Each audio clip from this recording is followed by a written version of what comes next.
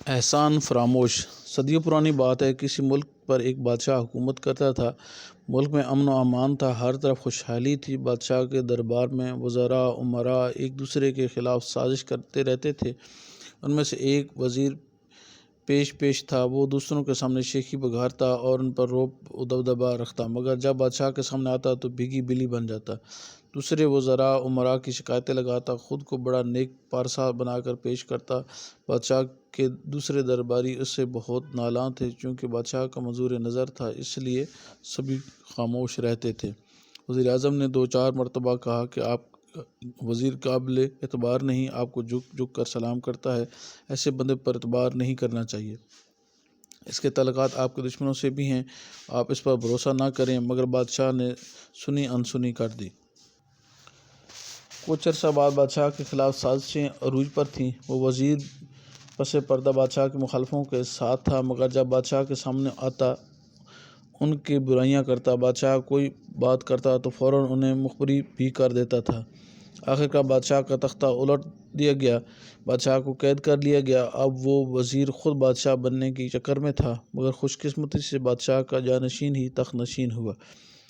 تب اس بادشاہ کو بڑا افسوس ہوا کہ اس نے وزیر اعظم کی بات کیوں نہ مانی، مگر اب پچھتائے کیا ہوتا جب چڑیاں چگ گئیں کھیت۔ بادشاہ زیر عتاب تھا، اس لیے کوئی بھی اسے ملنے نہ آتا۔ وزیر اعظم نے بہت سے فلاحی کام کیے تھے، اس کی بھی ملک میں بڑی عزت تھی۔ وہ کسی نہ کسی طرح معزول بادشاہ سے ملاقات کرنے پہنچ گیا۔ معزول بادشاہ نے وزیر اعظم کو دیکھتے ہی کہا، کاش میں نے تیری تجویز پر عمل کیا ہوتا۔ وہ شخص دربان رکھنے کے قابل نہ تھا، میں نے اس کی خوش آمد سے متاثر ہو کر اسے وزیر بنایا۔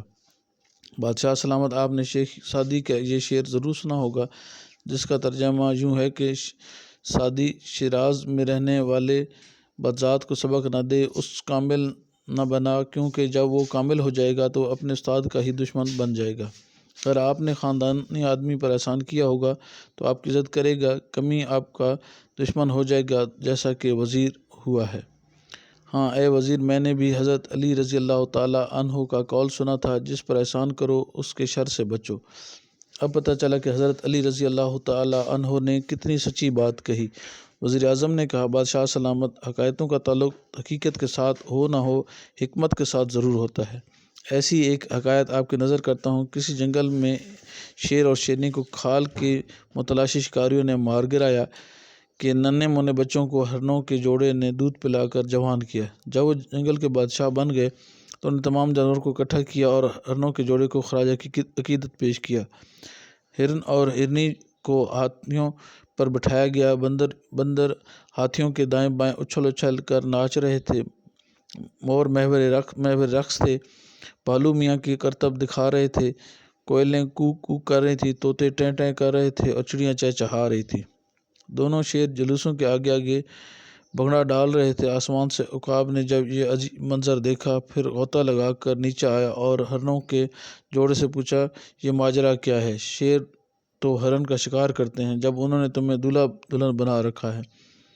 ہرنوں کے جوڑے نے ہنستے ہوئے یہ تمام کہانی سنائی اور کہا، تم بھی کسی پر احسان کر کے دیکھو، تمہیں بھی اندازہ ہو جائے گا اس کا نتیجہ کیا نکالتا ہے۔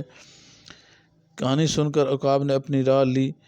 ندیاں نالے عبور کرتے ہوئے اس نے دیکھا کہ ایک چوہا پانی میں غوطے کھا رہا ہے، قریب تھا کہ ڈوب جاتا۔ عقاب نے جھپٹ کر اسے اٹھایا اور اپنے پروں پر بٹھایا اور فضا میں بلند ہو گیا۔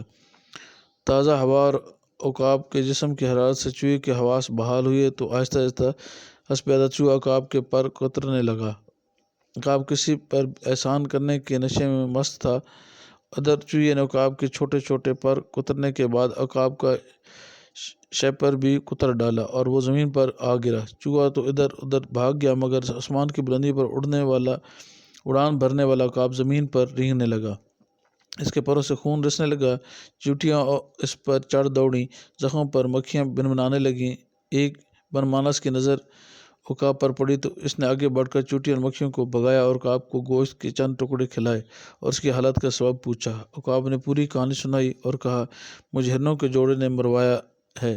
بنمانس ہنسا اور کہا، قصور ہرنوں کا نہیں، تمہارا اپنا ہے، اصل بات تمہاری سمجھ میں نہیں آئی۔ احسان بڑی اچھی چیز ہے، لیکن احسان کرتے وقت یہ ضرور دیکھ اور سمجھ لینا چاہیے کہ تم یہ احسان کس پر کر رہے ہو۔ ارنوں نے شیر کے بچوں پر احسان کیا، انہوں نے ان کی عزت کی اور تم نے اپنا احسان ایک چوہے پر برباد کیا۔ حکایت سن کر بادشاہ نے کہا، یہ حکایت حقیقت کے قریب ہے، واقعی مجھ سے غلطی ہوئی، میں نے بھی ایک ذات پر احسان کیا تھا۔ کچھ عرصہ بعد وہ دوبارہ بادشاہ بن گیا۔ اب وہ وزیر ایک جھونپڑی میں بیٹھا پچھتا رہا تھا، کاش میں نے بادشاہ سے وفا کی ہوتی، شر پسندوں اور ملک دشمن عناصر کا ہاتھ نہ دیا ہوتا، آج بھی وزیر ہوتا اور عزت کما رہا ہوتا۔ پیارے بچوں، سازشی عناصر وقتی طور پر کامیاب ہو سکتے ہیں، مگر سچ کا بول بالا ہے۔ اگر ہم پر کوئی احسان کرے تو بھلائی سے پیش آنا چاہیے۔